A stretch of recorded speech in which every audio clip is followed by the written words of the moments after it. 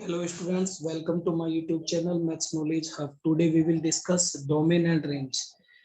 वैसे मैं आपको बता दूं कि डोमेन और रेंज के आज के लेक्चर में हम ये जो प्रॉब्लम्स लिखी हुई हैं डोमेन और रेंज की, इन पर स्पेशली फोकस करेंगे, इन्हीं को सोल्व करेंगे। तो थोड़ा सा इंट्रोडक्शन में दे देता हूँ, डोमेन क्या होता है, रेंज क्या होती है। वैसे इनके बारे में अगर आपको डिटेल से सारा सब कुछ पढ़ना है कि फंक्शन के टाइप, डोमेन, देन रेंज, ये सारी चीजें मैंने ऑलरेडी वीडियो लेक्चर में बता रखी है, तो आप वहां से ना इनको देख सकते हो। तो आइए सबसे पहले बात करते हैं डोमेन की। तो डोमेन क्या होता है? डोमेन होता है all possible values of x eight which function is defined, यानी सारी की सारी एक्स की वो वैल्यूज जिन पर फंक्शन फाइनाइट वैल्यू देता है, डिफाइन है। जैसे फॉर एग्जांपल मैं कहूं, आपके पास एक फंक्शन है F X is equal to one upon X. तो मैं आपसे पूछूंगी यहाँ एक्स की कौन सी वैल्यू पॉसिबल नहीं है, तो आप कहोगे कि यहाँ X does not equal to zero possible नहीं है। तो बाकी क्या होगा? X belongs to real possible है, तो जीरो को हटा दो आप रियल में से। ये क्या हो गया आपका? डोमेन। इट मीन्स डोमेन क्या हो गया? इनपुट की वो सारी वैल्यूज जो आप फंक्शन में दे सकते हो, यानी इनपुट जो फंक्शन में लिख सकते हो उसी को इनपुट बोलते हैं, यानी उसी को एक्स की वैल्यूज बोलते हैं। ठीक है, तो उसी को ही हम डोमेन बोलते हैं। अब सेकंड चीज आती है इसमें कि ग्राफ की बात करें, तो अगर मान लो कोई आपको ग्राफ दे देता है फंक्शन का और फिर कहता है कि इसका डोमेन या रेंज बताओ, तो देखो सबसे पहले अगर ग्राफ दे रखा है तो हमें क्या करना है? हमें नेगेटिव एक्स एक्सिस पर जाना है और left most part minus infinite पर जाके खड़े हो जाना है और वहां से चलना शुरू करना है। कहाँ चलना शुरू करना है? एक्स एक्सिस पर ही चलना शुरू करना है। और कहाँ आना है? प्लस इन्फानाइट की तरफ आना है। आइए, तो सबसे पहले और कहाँ देखना है? ऊपर देखना है, अपवर्ड डायरेक्शन में और डाउनवर्ड डायरेक्शन में, और ये चेक करना कि ग्राफ है या नहीं है। तो ऊपर आए जब -3 पर आ जाता है तो ग्राफ मिलना शुरू हो जाता है, तो आप लिख दोगे x बिलोंग्स टू -3। अच्छा, और फिर उसके बाद चलते गए चलते गए चलते गए 2 पर आ गए। 2 के बाद ये नीचे की साइड में, कोई बात नहीं, नीचे ऊपर में कहीं भी है ना ग्राफ हो सकता है। तो ऊपर से देखता गए कंटिन्यूस ग्राफ चल रहा है और 5 तक आया ही, तो 5 तक। अगर मान लो यहाँ पर ये सर्कल ऐसा लगा हुआ होता तो हम ऐसे लिख देते x बिलोंग्स टू -3 से, x बिलोंग्स टू -3 से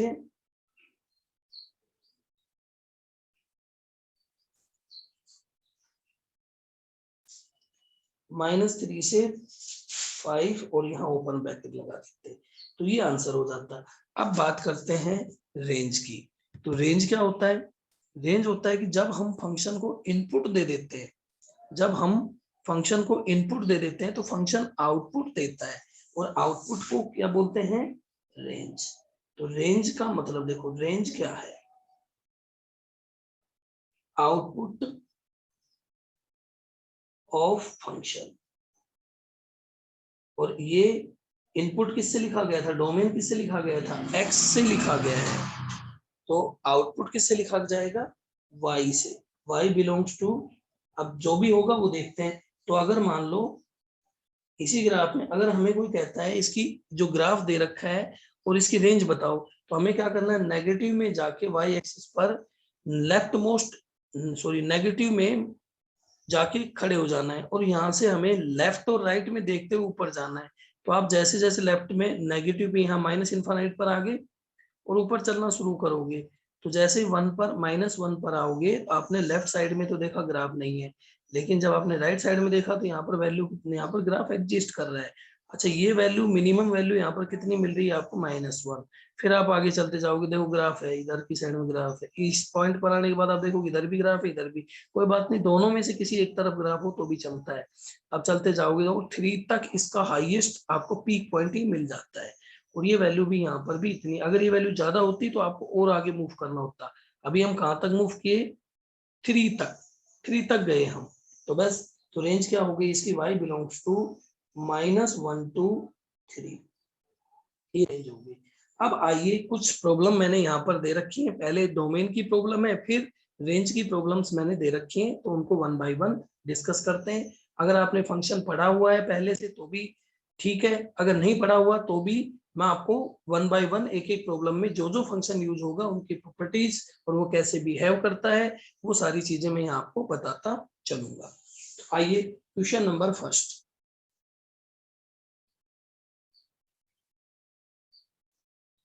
क्वेश्चन नंबर फर्स्ट, पहले क्वेश्चन में देखो क्या दे रखा है आपको। क्वेश्चन फर्स्ट में दे रखा है find domain of the following, इनके डोमेन बताना है। अब हम डोमेन रेंज की जो प्रॉब्लम है उन पर आते हैं। पहले फर्स्ट पार्ट क्वेश्चन का ए पार्ट देखो, पहला क्वेश्चन दे रखा है F X is equal to 5 to power X plus 5 to power minus X. तो अब मैंने आपको ऑलरेडी बता रखा है क्या, ये कैसा फंक्शन है, ये है एक्सपोनेंशियल फंक्शन, एक्सपोनेंशियल फंक्शन। और दूसरा भी क्या है, एक्सपोनेंशियल फंक्शन। और मैंने आपको पहले ही बता रखा है कि एक्सपोनेंशियल फंक्शन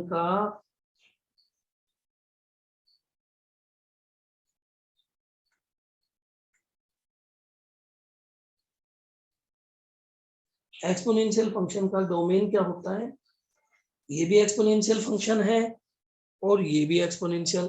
और आपको मालूम होगा एक्सपोनेंशियल फंक्शन का डोमेन क्या होता है, x बिलोंग्स टू रियल होता है। ठीक है, तो आप कहोगे सर यहाँ तो दो फंक्शन दे रखे हैं, एक का डोम रियल होता है दूसरे का रियल होता है। तो आपको एक छोटी सी बात ध्यान रखनी है, नोट में एक छोटी सी बात जरूर ध्यान रखना। कौन सी, अगर मान लो एफ एक्स कोई फंक्शन है और वो ऐसे दे रखा है, कैसे, F G x plus minus H x, यानी एक फंक्शन एफ एक्स को दो या दो से ज्यादा फंक्शन के सम के फॉर्म में या सब्ट्रैक्ट ऐड करके दे रखा है, सब्ट्रैक्ट करके दे रखा है। और देखो ये कैसे दे रखा हो सकता है, g x multiply h x, और कैसे दे सकता है आपको, g x divide by h x, और यहाँ पर h x does not equal to 0, ये होना जरूरी है। ठीक है, ये आ गया। अब आपको कोई कहे कि इस फंक्शन का डोमेन बताओ, जैसे यहाँ पर आपको फंक्शन कैसे दिख रहे हैं, एक तीन फंक्शन यहाँ दिख रहे हैं, ऊपर देखो एक ये क्वाड्रेटिक एक्सप्रेशन दिख रहा है, नीचे भी एक ये दो तीन फंक्शन दिख रहे हैं। तो ऐसे कैसे काम करेंगे हम अब इनमें, तो देखो अगर फंक्शन दो से ज्यादा function addition subtraction multiplication, addition subtraction multiplication और डिवीजन की फॉर्म में है, तो देखो तो हमें क्या मानना है, देखो एक बात सोचो कि मान लिया इसका डोमेन D1 है और इसका डोमेन क्या है, D2 है, इसका डोमेन D1 है, इसका डोमेन D2 है, इसका डोमेन D1 है, इसका डोमेन D2 है। तो अगर ऐसे दे रखे हैं तो इसका डोमेन D क्या होगा, D होगा आपका, D होगा D1 इंटरसेक्शन D2। बस ये बात दिमाग में रखो हमेशा, यानी डोमेन आप क्या करो, सेपरेट सेपरेट फंक्शन का निकाल लो, अलग अलग फंक्शन का डोमेन निकाल लो और फिर उनका इंटरसेक्शन ले लो, वही हमारा आंसर होगा। आई थिंक अब इस पॉइंट से ये बात आपको क्लियर हो गई होगी। तो अगर मैं इसका कहूं तो एक्सपोनेंशियल फंक्शन का क्या होता है, रियल, और दूसरे वाले फंक्शन का भी क्या है, रियल। तो इस पूरे फंक्शन का डोमेन क्या आ जाएगा, रियल। तो आइए देखो इसको ना एक बार लिख देते हैं हम, एफ एक्स क्या दे रखा है आपको, एफ एक्स दे रखा है आपको 5 to power X plus 5 to power minus X. इसका डोमेन D1 क्या है, x belongs to D1, x belongs to real.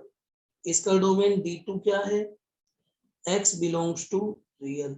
अब दोनों का D, इसका डोमेन D क्या हो जाएगा, D बराबर D1 इंटरसेक्शन D2। और आप खुद सोचो जब दोनों रियल हैं, दोनों का इंटरसेक्शन क्या आएगा, रियल ही आ जाएगा। तो आप फाइनल जो आंसर है फंक्शन एफ एक्स का डोमेन ऑफ एफ फंक्शन क्या आ गया, रियल। क्लियर है। अब वन बाय वन हम फटाफट से अब ये प्रॉब्लम थी, हमने इसको डिस्कस कर ली। अब वन बाय वन एक एक प्रॉब्लम को लेते हुए चलते हैं फटाफट से।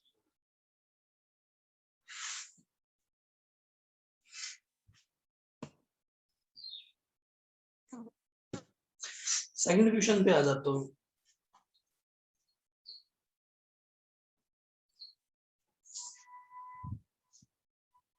बी पार्ट पर आते हैं। तो बी पार्ट में देखो क्या दे रखा है, F X is equals to 3 to power X plus 7 to power X minus का प्लस 3। अब आप यहाँ पर भी देखो, सबसे पहली बात आती है यहाँ पर, इसका डोमेन क्या होगा, x belongs to real. Exponential इसका भी x belongs to real. Constant function है ये, तो कांस्टेंट है ना, तो कांस्टेंट फंक्शन तो ऐसा होता है ना, ऐसा पूरे रियल नंबर में y इक्वल टू 3 है ना, तो यहाँ से x बिलोंग्स टू क्या आ जाएगा, रियल। ये बात है। तो पूरे फंक्शन का आंसर क्या आ गया, आंसर आएगा आपका, पूरे फंक्शन का आंसर कितना आ गया,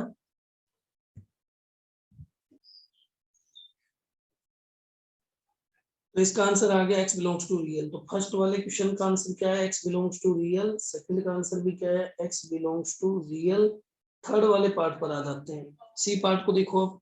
सी पार्ट को हम कैसे करते हैं, सी में दे रखा है F X is equals to X square minus X minus 5 upon X 3 की पावर एक्स माइनस 3 की पावर माइनस एक्स। देखो इसका आंसर कैसे निकालें, अगर क्वाड्रेटिक फंक्शन या any polynomial occur in numerator then its domain always x belongs to real. अब ऊपर वाले फंक्शन का तो डोमेन क्या हो गया, रियल हो गया। अब बात करते हैं नीचे वाले फंक्शन की। नीचे वाले फंक्शन का भी डोमेन, अगर ये न्यूमरेटर में लिखा होता, ये जो डिनोमिनेटर में लिखा हुआ है, अगर ये अकेला लिखा होता, सेपरेट डिनोमिनेटर में नहीं होता, तो इसका डोमेन क्या होता, रियल होता। लेकिन अब आपको चेक करना है कि जीरो कब बनेगा, तो बस इसका रियल होता, लेकिन ये चेक करना है जीरो कब बनेगा। तो 3 की पावर x माइनस 3 की power minus X does not equal to zero नहीं होना चाहिए। अभी जीरो होता भी है नहीं है, ये बात हम आगे चेक करते हैं। देखो अब आप सोचो, at X is equal to zero पर चेक करके देखो, 3 की पावर जीरो माइनस 3 की पावर जीरो, ये तो कितना आएगा, 1 माइनस 1, ये तो जीरो आ गया। इसका मतलब जीरो पर ये जीरो बन जाएगा, है ना। तो यानी ये इसका मतलब x की वैल्यू यहाँ से ना जीरो पर जीरो बन जाएगा। सो इसका मतलब क्या हुआ, x does not equal to zero. बाकी सब कुछ हो सकता है, जीरो नहीं हो सकता। तो डोमेन क्या आ गया, यहाँ से लिख दो डोमेन, आपका डोमेन आ गया यहाँ से x belongs to real minus zero. बात खत्म। तो ये सेकंड वाले इस क्वेश्चन का आंसर आ गया real minus, third C part का आ गया जीरो, रियल माइनस जीरो। अब डी पार्ट पर आते हैं। डी पार्ट को देखो,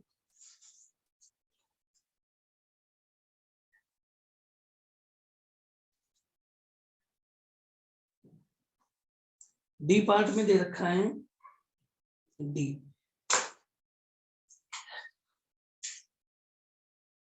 F X is equals to X square minus 5x plus 4 upon x square plus X plus 3।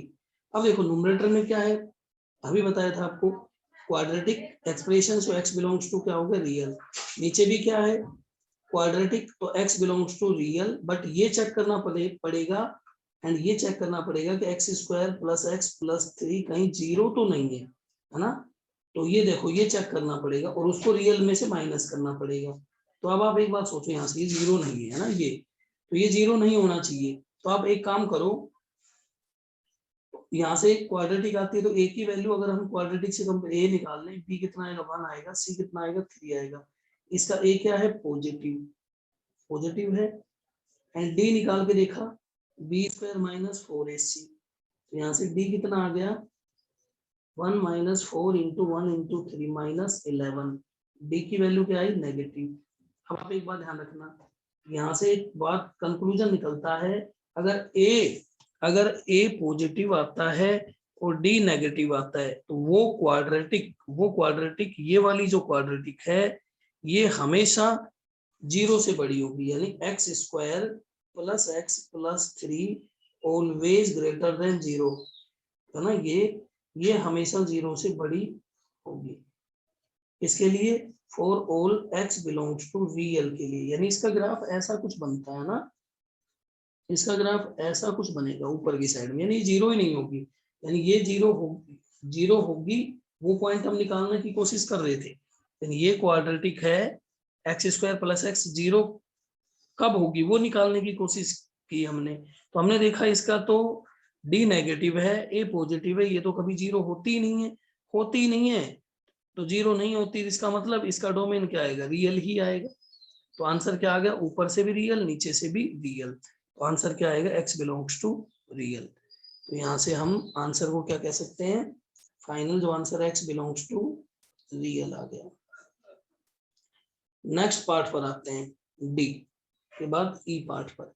E part को देखो, ई में क्या बोला गया है,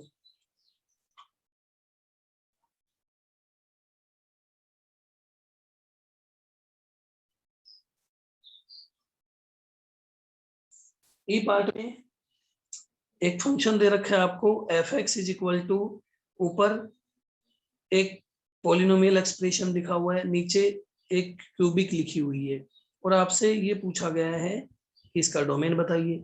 चलो इसका डोमेन कैसे बताना है हमें, क्या लिखा हुआ है, F X is equals to X raise to power 5 minus 7 X to power 3 plus 3x plus 7 upon, denominator में लिखा है X cube plus 3x square plus 3x plus 1।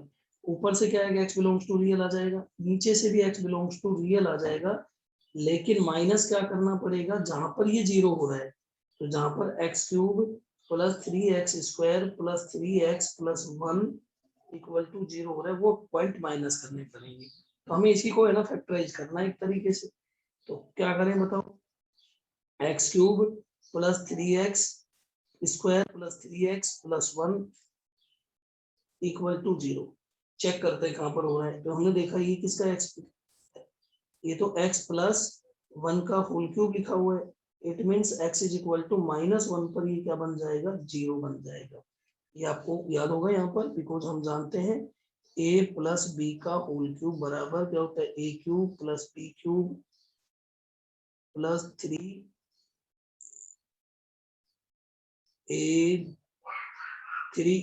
a plus b, ये होता है। उससे आप इसको ओपन करोगे तो ये आपको मिलता है। तो बस आइए आंसर कितना आ जाएगा इसका, मतलब x की वैल्यू यहाँ से, इसका मतलब x की वैल्यू 1 -1 पर ये डिनोमिनेटर क्या बन जाएगा, -1 पर x इज इक्वल टू -1 पर ये डिनोमिनेटर इसका ये जो चीज है ये 0 बन जाएगी। इसका मतलब क्या हुआ, आंसर क्या लिखेंगे हम, आंसर लिखेंगे रियल -0, यानी हटाते हैं, रियल में से हटाते हैं, तो आंसर आ गया। क्लियर है अब, चलो आगे चलते हैं। अब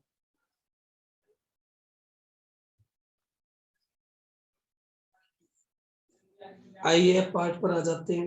एफ पार्ट पर देखो ऊपर क्या लिखा हुआ है, न्यूमरेटर में लिखा हुआ है x raise to power 12 plus 3x cube plus x plus 7x raise to power 10, और डिनोमिनेटर में लिखा है x क्यूब माइनस x। तो ऊपर तो देखने की आवश्यकता है ही नहीं, ऊपर का न्यूमरेटर का क्या होता है, पॉलिनोमियल में x belongs to real, denominator में ये चेक करना होता है कि 0 कहाँ है, उनको रियल से माइनस कर दो, यानी हमें यही काम करना है, X cube minus X equal to 0 ये चेक करना है। तो x कॉमन लिया, X square minus 1 equal to 0 factor कर दो, x प्लस 1 और x माइनस 1 इक्वल टू 0, तो x की वैल्यू 0 -1 और 1 ये आएंगी। तो आंसर क्या आ गया, डोमेन ऑफ फंक्शन रियल -0 -1 और 1, ये हो गया। जी पार्ट पर आ जाते हैं। जी में देखो क्या दे रखा है, जी पार्ट में एक फंक्शन दे रखा है, ऊपर लॉगरिथमिक फंक्शन दे रखा है, log 3 बेस, log का बेस 3 दे रखा है, और x-1 और नीचे ग्रेटेस्ट इंटीजर फंक्शन। अच्छा क्वेश्चन है, इंटरेस्टिंग क्वेश्चन है। तो चलिए कौन से पार्ट पर आ गए हम, जी में देखो fx या आपका y है वो किसके बराबर लिखा हुआ है, log 3x-1 अपॉन x-5। तो सबसे पहले देखो ऊपर इसके लिए डोमेन का नाम दे दिया D1 और नीचे के लिए नाम दे दिया D2। D1 देखो सबसे पहले log की डेफिनेशन क्या कहती थी, log क्या कहता है, input of log must be greater than 0। It means x-1 greater than 0। Second part में क्या करना है, इसमें एक्सपोनेंट, अगर ये ग्रेटेस्ट इंटीजर फंक्शन है तो आपको मालूम है ग्रेटेस्ट इंटीजर 0 देता है, तो आप बस ये चेक कर लो कि 0, बाकी तो x ग्रेटेस्ट इंटीजर में x कुछ भी पुट कर सकते हैं, मतलब x पूरा रियल हो सकता है, लेकिन डिनोमिनेटर की वजह से गड़बड़ होगा। तो डिनोमिनेटर ये 0 कब बनेगा, तो x-5 0 कब बनेगा, जब x 1 तक वेरी करेगा। इसका मतलब यहाँ से 5 दोनों साइड में ऐड कर दो, 5 ये कितना आएगा x और ये कितना आ जाएगा 6। तो ये वैल्यू, तो यानी इसके यहाँ से तो कितना आंसर बना, x बिलोंग्स टू रियल में से 5 से 6 माइनस कर दो, तो 5 से 6, 5 से 6 आपको माइनस करना है, ये माइनस करना है। और इधर से क्या आ गया आपका, इधर से आ गया x ग्रेटर देन 1। अब जब दो आंसर आ जाते हैं तो उनका सॉल्यूशन सेट किस तरीके से निकालते हैं, और ये उसकी मैं बात करता हूँ। देखो दोनों सेट्स को, दोनों आंसर को नंबर लाइन पे प्लॉट कर लो। ये मैं नंबर लाइन बना दी, सबसे पहले ये आ गया 1, ये माइनस इनफाइनाइट, ये 1 है, 1 से बड़ा ये वाला है, इनफाइनाइट तक जा रहा है। फिर दूसरे वाले पार्ट में क्या कह रहा है ये, कि भाई x 5 से 6 नहीं होना चाहिए, पूरा रियल नंबर चलेगा। ये मान लो 5 है तो 5 नहीं होना चाहिए, नहीं होना तो 5 को हटाओ, 6 तक, तो 6 हो सकता है। क्योंकि देखो यहाँ देखो आप, 5 होगा तो ये 0 हो जाएगा, लेकिन 6 होगा तो 0 नहीं होगा। ग्रेटेस्ट इंटीजर में 6 पुट करो 1 आ जाएगा, 1 तो चलेगा नीचे, है ना। तो ये बात है यहाँ पर। तो यहाँ से ये 5 है तो 5 नहीं हो सकता, ये 6 है तो 6 हो सकता है। और ये तो ये ग्राफ, यानी यहाँ से हम क्या कह सकते हैं, -5 से लेके 6 तक की वैल्यू ना हो, बाकी सब चलेंगे, पूरा रियल नंबर चलेगा ग्रेटेस्ट इंटीजर का ना। तो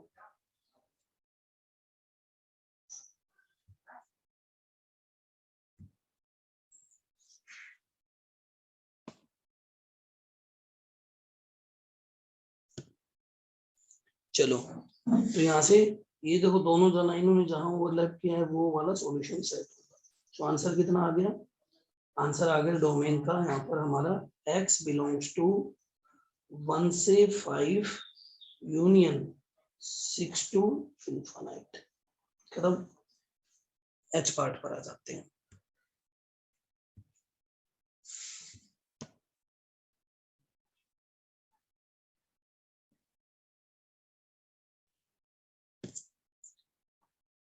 एच पार्ट को देखो,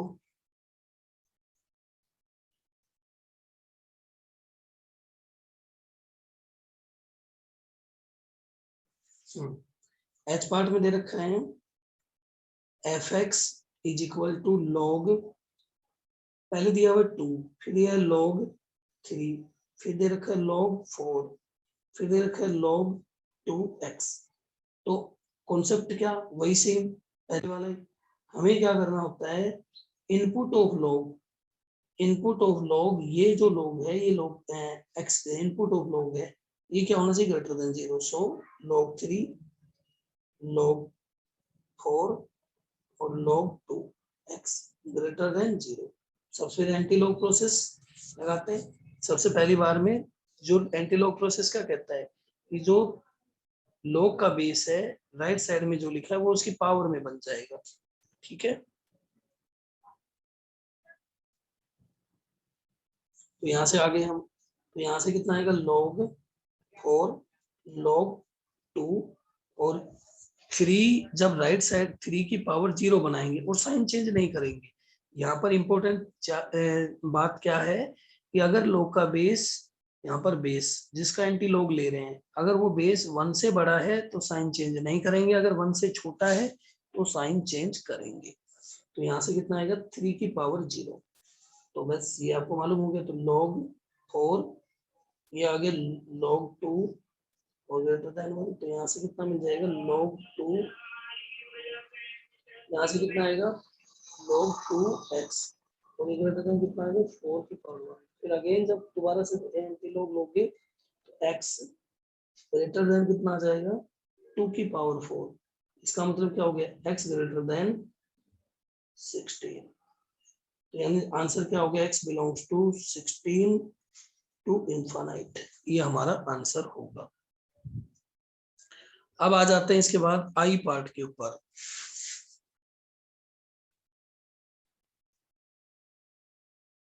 आई पे देखो, आई में क्या दे रखा है हमें,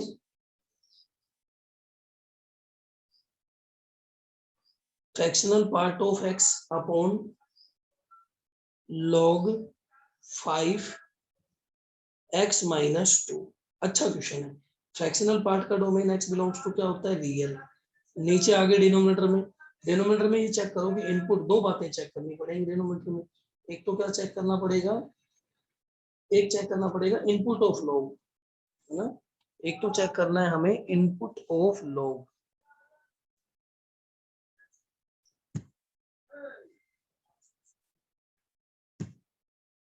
एक तो चेक करना है input of log x minus 2 greater than 0, और एक चेक करना है ये 0 कब बनेगा। तो log 5 x minus 2 equal to 0। तो ये देखो एंटी लॉग लोगे तो वही x माइनस 2 इक्वल टू 5 की पावर 0, ये बताए 1 हो गया। तो यहाँ x माइनस 2, x की वैल्यू 3 जब आप पुट करोगे तो ये वैल्यू 0 बन जाएगी, किसकी, डिनोमिनेटर की। तो यहाँ से क्या है x ग्रेटर देन 2 आ रहा है। अब आप सोचो x बिलोंग्स टू रियल है ऊपर, तो इसकी तो कोई बात ही नहीं करनी। नीचे आ जाओ, x 2 से बड़ा होना चाहिए, सही बात है, लेकिन 2 से बड़े में 3 भी शामिल हो जाता है। तो फाइनल आंसर देखो हम कैसे लिखेंगे। तो x की वैल्यू 3 पर क्या होगा, ये 0 हो जाएगा। डिनोम 3 पुट करोगे log 1 बनाएगा, log 1 0 देता है, इसका मतलब 3 नहीं होना चाहिए। तो आइए हम नीचे आ जाते हैं। तो यहाँ से इसका मतलब यहाँ से आ गया, एक बात कंक्लूजन निकली कि x की वैल्यू 3 ना हो और इधर से x ग्रेटर देन क्या हो 2 हो, ठीक ये बात निकली। अब नंबर लाइन पर अगर हम इसको देखें, 2 से बड़ा कहां तक जाएगा, इनफाइनाइट तक, और 3 नहीं होना चाहिए। तो आप इसको आंसर को कैसे लिख सकते हैं, x belongs to 2 to infinite minus 3। ये आ गया डोमेन। आ जाते हैं जे पार्ट पर। जे पार्ट में देखो आप, जे पार्ट में 3-4 फंक्शन लिखे हुए हैं।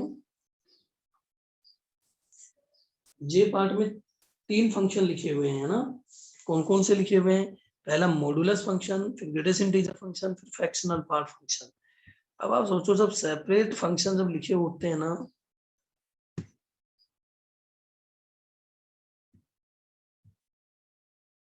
तो जब सेपरेट फंक्शन लिखे हुए हैं, यानी मॉडुलस फंक्शन लिखा हुआ है जे पार्ट में, मॉडुलस फंक्शन, तो मॉडुलस फंक्शन x माइनस 5 है, दूसरे वाले में आगे क्या दे रखा है x माइनस, ग्रेटेस्ट इंटीजर में x माइनस 5, फिर फ्रैक्शनल में x माइनस 5। तो आपको पता है इसका डोमेन क्या होता है, x बिलोंग्स टू रियल, इसका भी क्या होता है x बिलोंग्स टू रियल, और इसका भी क्या होता है x बिलोंग्स टू रियल। तो फाइनल आंसर क्या आ जाएगा, इसका भी x बिलोंग्स टू रियल आ जाएगा, है ना। कोई ज्यादा कंफ्यूजन वाली बात है ही नहीं इसमें, क्योंकि x माइनस 5 मोड में x माइनस 5, x माइनस 5 का ग्रेटेस्ट इंटीजर और x माइनस 5, यहाँ आप कुछ भी वैल्यू आप x की रख सकते हो, कोई प्रॉब्लम नहीं है ना। कोई ना कोई फाइनाइट वैल्यू यहाँ से आंसर में निकल के आएगी।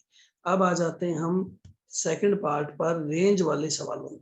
अब है ना रेंज की प्रॉब्लम है ना, हम करते हैं। देखो सेकंड क्वेश्चन का ए पार्ट, पहला पार्ट है f(x) is equals to 3 to power x plus 7 to power x minus का +3। देखो जब भी आपको एक्सपोनेंशियल फंक्शंस की रेंज निकालनी हो तो हमें क्या करना है, देखो और एक चीज और नोट करना कि आप सोचो 3 की पावर x क्या होता है, 3 की पावर x आपका पॉजिटिव फंक्शन है, 7 टू पावर x ये भी पॉजिटिव फंक्शन है, और 3 तो आप दिख ही रहा है ये तो पॉजिटिव है, तो ओवरऑल वैल्यू नेगेटिव तो जानी नहीं है, ठीक है, नेगेटिव वैल्यू जानी नहीं है। तो आप एक बात सोचो ये वैल्यू मिनिमम कब आएगी, अरे यार ये मिनिमम कब आए, देखो अगर आप इसमें नेगेटिव पुट करोगे, इसमें नेगेटिव पुट करोगे तो ये, इसमें नेगेटिव पुट कर दोगे तो ये पॉजिटिव बन जाएगा, और ये कितना बन जाएगा, ये नेगेटिव जैसे -1 करोगे तो 7 बन जाएगा, -7 की पावर 1 बन जाएगा, इसमें करोगे तो 1/3 बन जाएगा, है ना, पक्की बात है कुछ ना कुछ वैल्यू। तो इसकी जो मिनिमम वैल्यू आती है आपको वो मिलेगी x = 0 पर, तो x = 0 पर इसकी मिनिमम वैल्यू मिलेगी, क्योंकि आप चेक करके देख सकते हो अगर आप इसमें इनफाइनाइट रखोगे तो ये इनफाइनाइट दे देगा, ये 0 दे देगा, तो 3 आ जाएगा, और जब आप इसमें -इनफाइनाइट तो ये 0 हो जाएगा, ये +इनफाइनाइट हो जाएगा। जब आप इसमें 1/2 रख देते हो, देखो 1/2 रख दोगे तो ये वैल्यू कितनी आएगी, √3, जो कि 1 से ज्यादा होगा, अगर 0 रखते हो तो 1 ही देता है, 0 पर ये अपनी मिनिमम तो वैल्यू देगा। तो यहाँ से आपको पता चल गई y मिनिमम वैल्यू कितने पर मिल रही है आपको, x = 0 पर, तो 3 की पावर 0, 7 की पावर 0 +3, तो ये कितना आ गया 5। और मैक्सिमम आपको मालूम ही है भाई, इसमें इनफाइनाइट पुट करने के बाद ये तो 0 हो जाता है, लेकिन इनफाइनाइट +3 फिर ये तो इनफाइनाइट, तो y मैक्स कितना मिला हुआ है आपको, इनफाइनाइट। इसका मतलब रेंज y बिलोंग्स टू क्या होगी, इसका मतलब आपकी जो रेंज है वो होगी 5 टू इनफाइनाइट। खत्म पहला सवाल, ठीक है। अब इसके बाद और आगे चलते हैं, सेकंड जो बी पार्ट जो दे रखा है हमारा, बी पार्ट उसको देखते हैं। बी पार्ट अच्छा क्वेश्चन है, ये उस तरीके की प्रॉब्लम है बी, जिसने मेरे पहले के लेक्चर देखे होंगे उनको पता चला होगा कि y = 1/x² + 1, किस तरीके की प्रॉब्लम है। देखो ये एक इंटरमीडिएट फॉर्म बनती थी क्वाड्रेटिक वाले में, जैसे y मैंने आपसे पूछा x² + x + 1, नीचे दे रखा है x² + x + 2, तो ऊपर वाले को क्या करें, ऊपर वाले को ऐसे लिख लें x² + x + 2 - 1, वही बचेगा, और x² + x + 2। अब देखो अलग अलग तोड़ के लिख दें, यहाँ से कितना बन जाएगा, ये 1 - 1/x² + x +, और ये तो 1 हो गया, इसको तो हमें देखना ही नहीं है।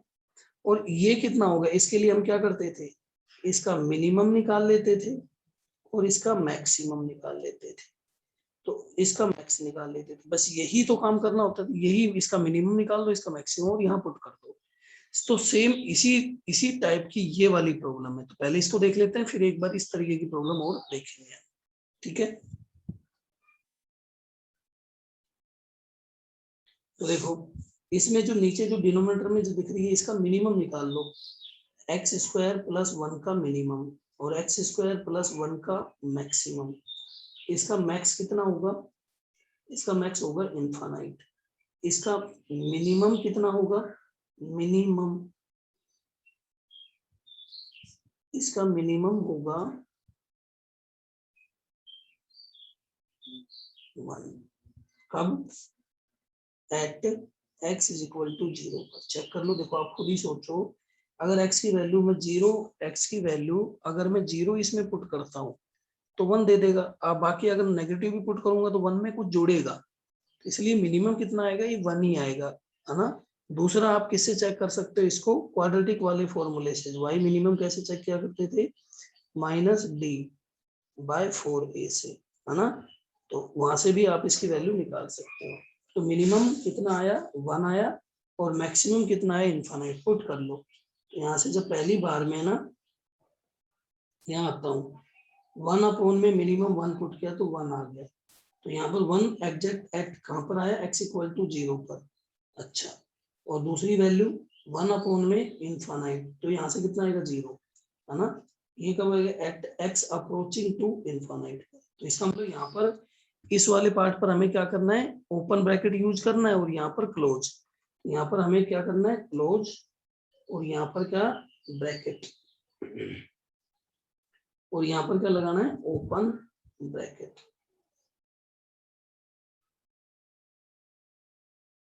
ठीक है, तो यहाँ पर ओपन ब्रैकेट, तो आंसर कितना आ गया, y बिलोंग्स टू, वो कितनी आई 1, ये 0, तो 0 पर ओपन और 1 पर क्लोज, ये आंसर आ जाएगा। ठीक है, सी पार्ट पर आ जाते हैं।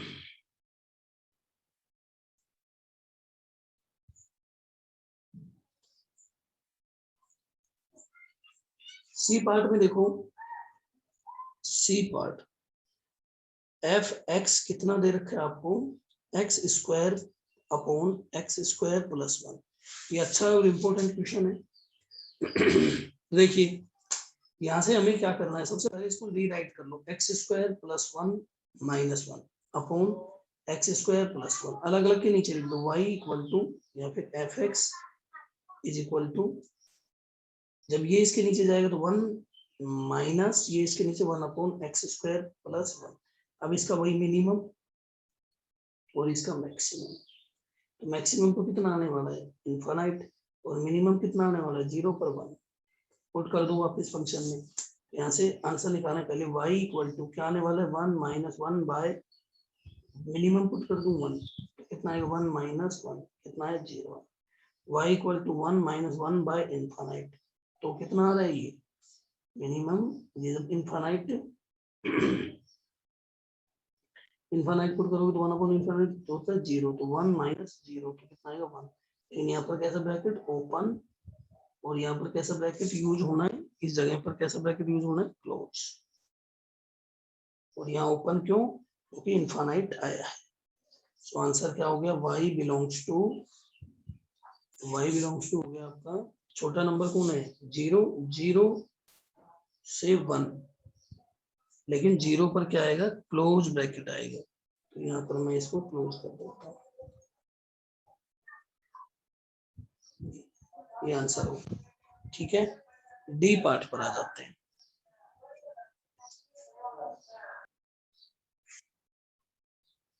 डी पार्ट पर आते हैं। डी पार्ट में देखो क्या लिखा हुआ है, F X is equal to log E base X minus 2। तो यहाँ पर कंडीशन क्या होगी, इन अगर सबसे पहला काम क्या है हमारा, डोमेन निकालना। तो डोमेन के लिए क्या करें, input of log x minus 2, x minus 2 greater than 0, it means x की वैल्यू क्या होगी, ग्रेटर देन 2, एक्स की वैल्यू 2 से बड़ी हो। ठीक है, ये आ गया। अब इसके बाद अब इसकी रेंज निकालनी है। तो देखो एक चीज मैं आपको और क्लियर कर दूं, अगर आपसे कोई ऐसे पूछता है कि भाई देखो, सबसे पहले मैं बेसिक से लेके चलता हूँ, अगर हमें कोई देता है y equal to log E base X का ग्राफ बनाओ, तो हम लोग कैसे ग्राफ बनाना सीखे थे, ये वाला ग्राफ बनता है। अगर अब हमें कोई कहता है कि भाई y इक्वल टू log में ई बेस एक्स माइनस 1 का बनाओ, तो क्या करना है, इस ग्राफ को, ये वाला पॉइंट कितना होता है, ये देखो, ये यहाँ पर क्रिटिकल पॉइंट कितना, x इक्वल टू 0 है, यहाँ पर कितना x इक्वल टू 1, तो 1 पर एक वर्टिकल लाइन बनाओ,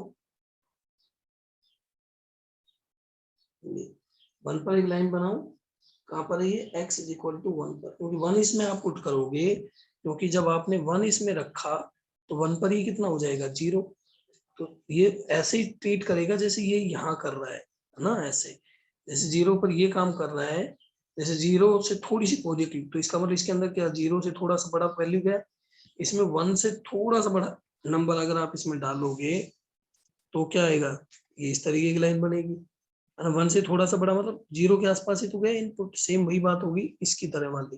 तो देखो इस चीज को मैं एक बार दोबारा से बताता हूँ कि अगर मोड का ग्राफ सॉरी लॉग में अगर आपको ग्राफ दे, लॉग का ग्राफ, लॉग एक्स का अगर आपको ग्राफ पता है भाई ये ऐसा बनता है। तो यहाँ से क्रिटिकल पॉइंट कितना है, 0 पर। 0 पर ये इस शेप का बनता है। तो ये यहाँ से क्रिटिकल पॉइंट निकाल लो। तो वहां जाके जहां क्रिटिकल पॉइंट, वहां पर तो 1 पर तो एग्जिस्ट नहीं कर रहा, तो वहां तो वर्टिकल लाइन बना दो और फिर उसके बाद इसी शेप का एक ग्राफ बना दो। ये वाला ग्राफ ये होगा। अगर हमें अब कोई कहे कि इसका ग्राफ बनाओ, इस वाले का ग्राफ बना दो, तो इसका ग्राफ कैसा बनेगा? देखो इस पे सबसे पहला काम है x इक्वल्स टू 2 पर क्या करना है हमें, x इक्वल टू 2, ये क्या लाइन है, x इक्वल्स टू 2 पर जाना है और फिर इस तरीके का ग्राफ बना देना। तो ये ग्राफ है। तो यहाँ से ये कितना आया, माइनस इनफाइनाइट, ये प्लस इनफाइनाइट। ठीक है, तो इसको देख के भी हमें आपको लग रहा है कि रेंज क्या आएगी, y belongs to real number. ये आ जाएगी y belongs to real number. ठीक है। और भी देखो एक दो ग्राफ अगर मैं आपको समझाऊं तो आप ऐसे कह सकते हो, अगर मान लो कोई कहता है आपको y equal to log 2 base x plus 1 का ग्राफ बनाओ, तो आपको क्या करना है, -1 पर। देखो इसका ग्राफ भी ऐसा ही बनता है। तो आप -1 पर जाओ, -1 पर एक वी शेप की, सॉरी -1 पर एक वर्टिकल लाइन बना दो और फिर एक इसी शेप का एक ग्राफ बना दो। तो ऐसे मतलब हो गए इनके ग्राफ्स का।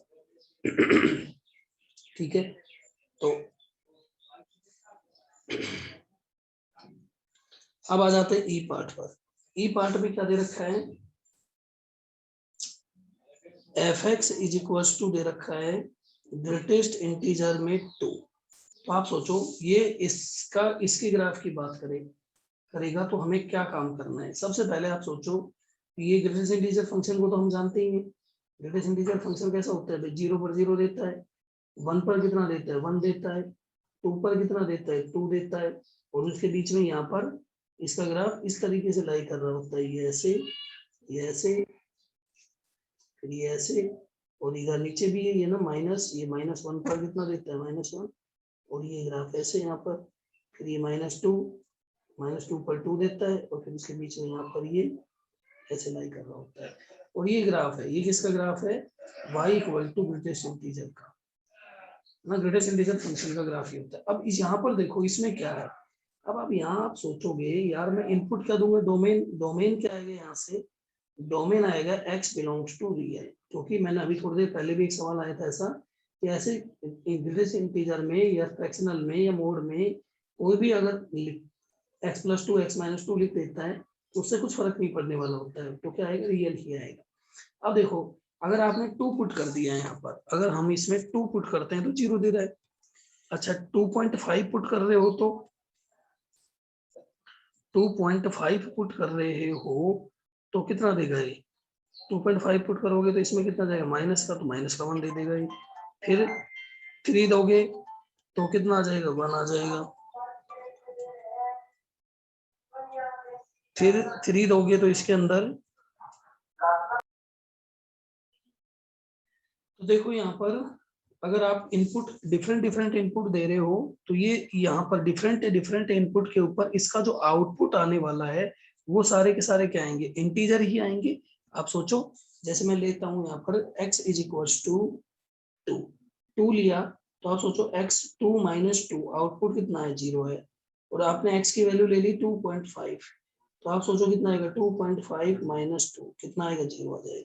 फिर आपने x की, और ये कहाँ तक जाएगा, 2.999 तक कितना देगा, 2.999 तक ये कितना देगा, ये 0 ही देगा। फिर x की वैल्यू आपने 4 पुट की जैसे